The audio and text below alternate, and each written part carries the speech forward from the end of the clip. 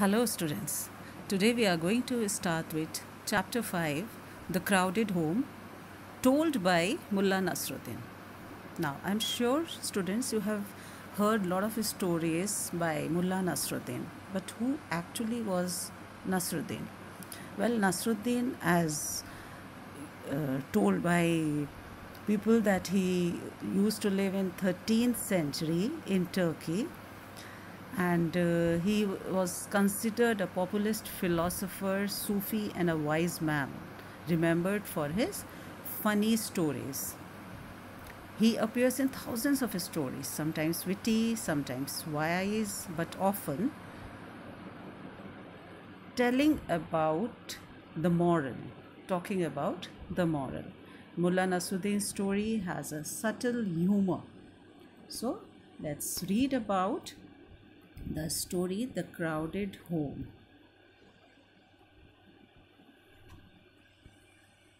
Nasruddin was talking to his neighbor one day, and the neighbor lamented, "I'm really having trouble accommodating my family in our small house.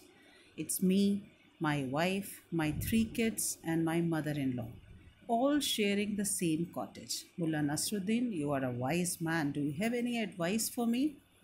So, students, the story starts with Mullah Nasruddin talking to his neighbor. His neighbor came and he was very upset about the lack of space in his home, as he had a small house and more of family members. So, there were the family members that used to stay in his house were he himself, his wife, 3 children, and his mother in law. So, total 6 members were there, and they were finding it troublesome to accommodate themselves in that small room. And Mullah Nasruddin, as you have read here, that he was considered as a wise man, so he came there to ask about some solutions.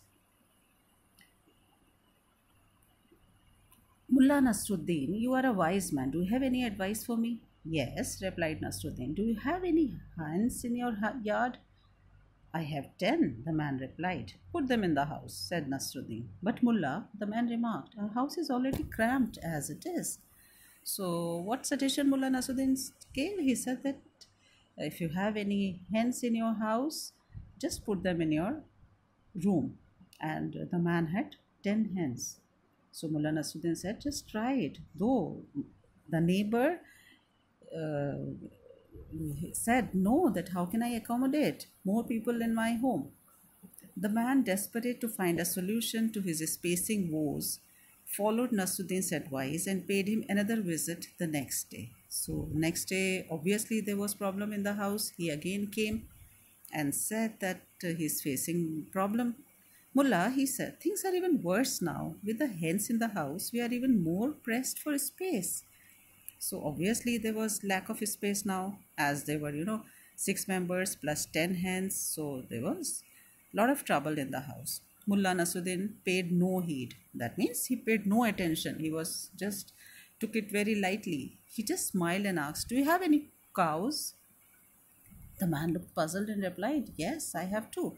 So when Mullah asked this question, the man got confused and must have thought that why is he asking that? And he replied, yes, he had 2 cows. And what Mullah suggested? He suggested that put them in the house with the hens, said Mullah with a straight face. Now, instead of giving some good solution, Mullah suggested that if you have cows in your home, so just put them also in your house along with the hens and your family members. So, and Mullah said with a straight face. When we say straight face, students, that means Mullah was straight face without any emotions. So, Mullah said it without any reaction or any, expressions. The next day, the neighbor came lamenting and crying. His problem had become worse. However, Mullah looked at him with a smile and said, I know you have a donkey too. Put it along with the other animals. Now, another day passed, and the neighbor came with more, stressed face, and he said, and when Mullah saw, he said that You have a donkey and put it along with the other animals. The man was really frustrated and objected. But Mullah convinced him somehow that that is the solution. I am talking to you, I am telling it to you.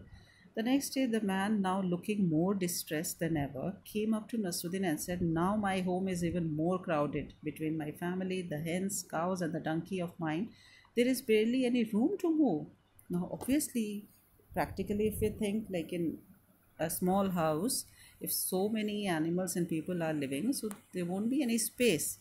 But the neighbor was following because he knew that Mullah must be having some solution to it. "Well then," said Nasruddin, "do you have any other animal in your yard?" "Yes," the man replied, "we have a goat."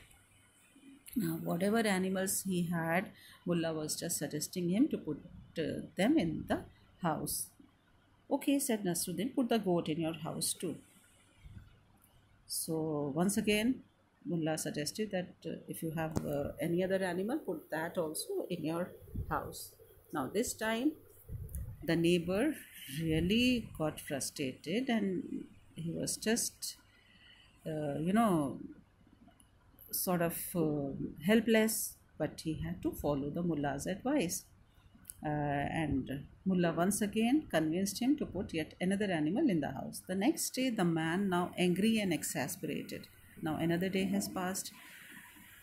The neighbor came and he was much more troubled. He came to Nasruddin and said, "My family is really upset now. Everyone is at my throat complaining about the lack of space. Your plan is making us miserable." Now, since he was going and suggesting all these things, so his family members were after his life, asking him, "Why are you doing this kind of stuff?" So he was saying that everyone in my family is after my life. They are really scolding me that why are you doing all this? "Okay," Nasruddin replied. "Now put back all the animals outside." Now, when Nasruddin heard this, he suggested that whatever animals you have put in the house, just put them back out of your house.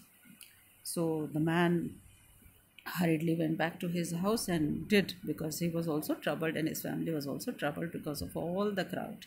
So the man followed his advice, and the next day he dropped by Nasruddin and remarked, "Mullah, your plan has worked like a charm. With all the animals out, my house is so spacious that that they are able to move freely, and they all were happy and contented." Now students, can you tell me what exactly happened? Because we have the same space, the same people, only the animals were out. It is the contentment, the satisfaction of having what we have, no complaining what God has gifted to us. So this is how he said, "None of us can help but he be happy and contented. I can do nothing but thank you profusely with all my heart." So this was just the realization that Mullah make the neighbors realize that whatever you have, whatever has God gifted you, you should feel contented and try to be happy in that situation. So this was the realization. Basically, nothing changed, everything was there. This is how we see the situation and tackle the situation. And this is this lesson he taught to the neighbors and his family. So now the neighbor and his family were contented.